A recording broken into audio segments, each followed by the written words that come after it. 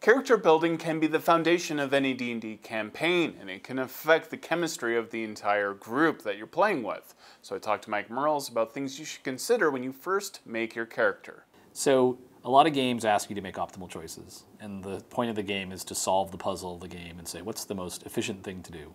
What is going to give you the most victory points at the fewest resources? But that's not what a role-playing game is. A role-playing game is much more about how can you go into this fictional world and do interesting and fun things that advance your character and that advance the story.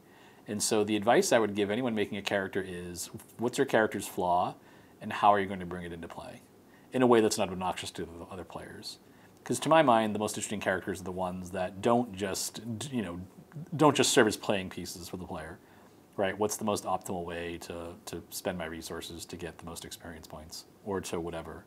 They're the ones that feel like characters you're playing like from a story. And so I think that is what makes role-playing games distinct, because the game isn't an algebraic equation. You can't solve it. It's not quite a story in the sense of it's a script and you know exactly where it's going to end. So to me, those two things combine where you have a lot of room to do interesting things, unexpected things, and maybe funny things, dramatic things. That to me is what makes a fun character. So I'd say start with your flaw, and then think about how are you going to portray that flaw without being obnoxious and distracting to the other players. Because that's the pitfall. Like you have my character just loves violence. That's my flaw. So whenever I meet someone, I just attack them. Like that's just, you're stepping on everyone else's space, But so how can you manage that while also working within the confines of a group?